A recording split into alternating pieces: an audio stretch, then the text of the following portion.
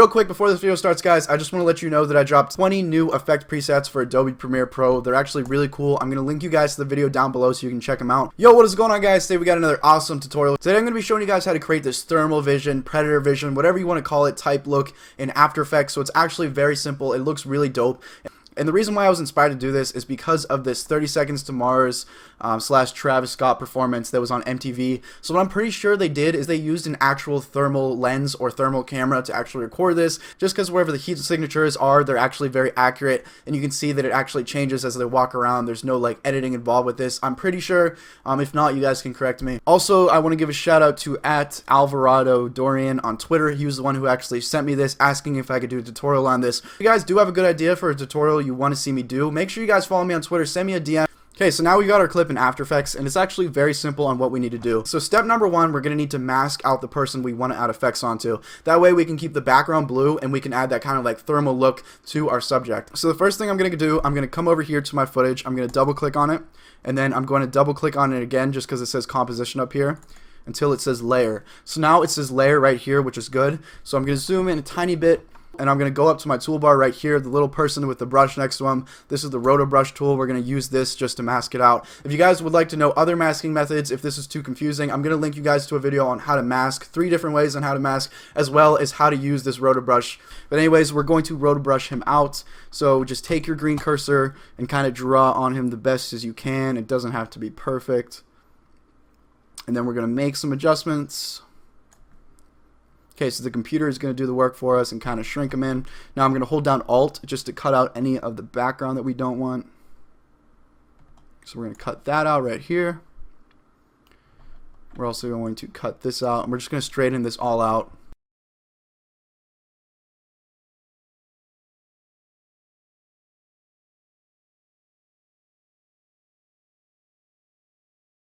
Okay, so I just went and made the adjustments. I got a nice rough sketch of what this mask should look like. Now all I have to do is just click the page up and page down buttons just to move frame by frame and make sure that this doesn't mess up anywhere through. This clip, it's actually going to be very easy just because he's standing still for most of it. So just go click page down, page up, use that Alt key, hold down Alt to cut out the background, and use the green to color it in. If you need more help with this, check out my rotoscope video. That'll give you full step-by-step instructions on how to rotoscope if you guys are new to that. But we're just going to go through and make sure that this whole mask is looking good. Okay, so once you've made all those adjustments to your rotor brush, what you're going to want to do is just zoom in here to this gray bar. If you don't see this gray bar, make sure you change around your panels so that you can see it just by dragging them around. So I'm going to hold down Control and Alt and then use my mouse wheel just to zoom in a little bit. I'm going to take this back end of the gray bar. I'm going to actually move this to where we started doing our editing, which is this yellow brick right here. I'm also going to take the end of this gray bar and I'm going to move this back to where the green end, which is where all the rendered adjustments were made. So now we made all our necessary adjustments. What we can do is go and click this freeze button, which is right here. Go ahead and click that, and that's actually going to do all the work for you. It's going to mask out the layer. Okay, so this is what it looks like. It's actually just a mask. All the background is gone. So if you want to get that like direct 30 Seconds to Mars Travis Scott performance look where it was just a black background, you can leave it like that. But if not, I'm going to show you this next step so that you can actually make the background blue. And we're still working in our layer file right here. We haven't gone back to our composition. We're still working in just the footage, so keep that in mind. What we're going to do is we're going to click on our footage. We're going to click Control-C to make a copy, and then Control-V. So that's going to make a duplication. Let's click on this bottom clip and then open up the little arrows right here. Let's go over to Effects. And then let's just delete the roto brush off of the bottom clip. So now what we have is on the top we actually have just the masked version. The bottom we have just a normal clip. So the reason why we did this is because we want to have the background to make adjustments to the background. So now what we're going to do, and we're going to look up the effect Colorama. So go look up Colorama. It's right here under color correction. Go ahead and drag that onto your bottom clip. Now as you can see, it gives it this kind of like weird RGB kind of look. What we're going to do is go over here to output cycle. And then we're going to go over here to the Use Preset Palette, click that drop down menu, and then we're going to click Solarize Blue. So that is going to give us that nice kind of blue background. And you can see it kind of looks like there's like some, like bumped luminosity in there. So it looks really cool. Also, for some reason, if you guys aren't getting that kind of rotoscoped clip, this is what it should look like whenever you add that effect on. If you aren't getting that, it means it might not have rendered in. So just click back on your composition and then maybe just click the spacebar. That actually fixed it for me. So now you should see that nice cutout of the blue. So let's go back into our footage layer. And as you can see, we have him right here where we can add our own effects. We can add that kind of heat look, and then we have the background, which is this nice cool blue look. So now it's actually very simple. We're going to do the same thing. We're going to take the Colorama effect and place that on our top layer. And now that already gives us this nice RGB kind of look. But before we actually change around the colors of this, I'm actually going to add a slight little feather onto the mask just so these edges aren't as choppy like that. So I'm going to go up here to our effect controls, and I'm just going to click down on Rotor brush and matte right here. I'm going to click open feather. I'm actually going to make this 10. So that'll just kind of smooth out the edges a little bit better. Alright, so now we're ready to change up the color. Go over here to Colorama, go back to output cycle, and then go back to your use preset palette, click that drop down box, and we're going to click RGB. Okay, so this is the look that I thought was the best. What I did was, if you click on this wheel, you can add a new color. So I added a yellow here, I have a dark blue, I have a little bit of kind of different blue, and my kind of goal for this was to make the clothes more blue, as well as having the arms, the skin like more dark red mixed with yellow kind of look. So if you guys want to pause the video and you want to add more of these colors, or what you can do is drag around these colors, you can try and copy my look, or what you can do is even try and make your own kind of look. So however you want to do it to try and get this cool look, this is the kind of the thing where it takes some experimentation, see what you think is the best. So once you figured out that look, or you copy that look, that's basically it. That's how you get that cool thermal look from that 30 Seconds to Mars Travis Scott thing. What you could do is you can even add maybe some glow effects, you can maybe even add some like sapphire distortion just to kind of make a little bit more messed up like that. But the whole basics of this is this. You can add any kind of distortion you'd like to kind of add onto that, but that's how you get that cool looking color. Now I'm going to show you how to get that cool predator stuff. Okay, so the first thing we're going to want to do is actually click off of all of this. So just click maybe on your timeline so none of this is selected. Then come up here to your pen tool, go ahead and click on that. Now what we're going to do is we're just going to kind of draw a nice hexagon shape just like this, and this is going to be a shape layer. So once you click, you should see this shape layer 1 pop up right here.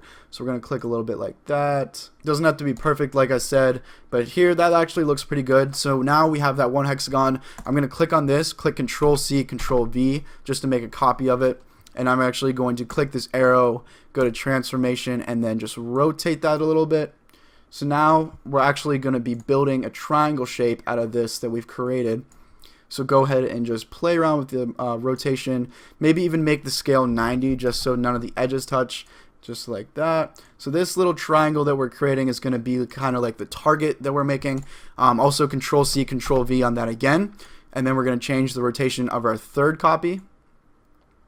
And now we actually have a nice little triangle. So now I'm just going to go through, I'm going to select shape layer 3, I'm going to hold down Control and select shape layer 2, hold down Control and select shape layer 1. So now we have all 3 of these selected. Now what I'm going to do is hold down Control, Shift, and C. That is actually going to pre-compose these. So you're going to see this pop up. We're going to click OK. That's basically just merging these 3 into one composition. So now instead of having to drag all 3 layers, we can just drag around this whole triangle. So this is our targeting system. Now what I'm going to do is I'm just going to animate this little thing so that it kind of flies in and like target stuff. So we're going to go in, open these little arrows just so we can go to transform, and now we're going to work with some keyframes. And make sure you're also at the beginning of your clip where the effect starts. So right here, click page up, page down to move frame by frame.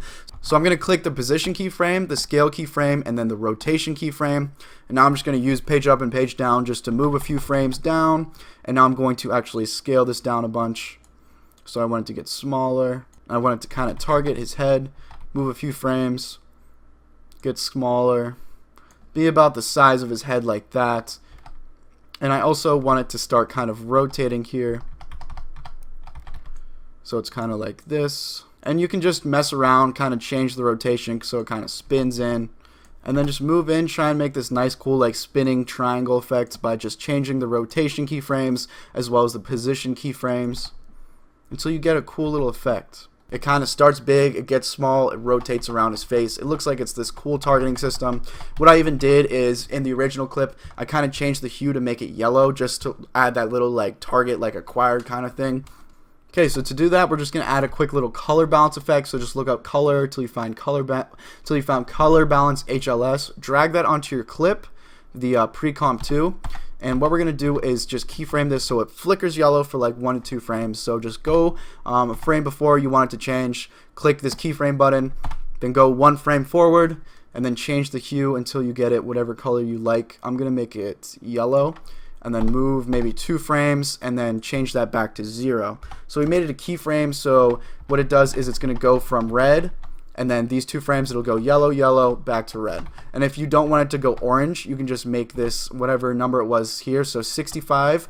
What it's doing is it's going back to 0, so make that 65. It's going to stay yellow just like that, and then go to red.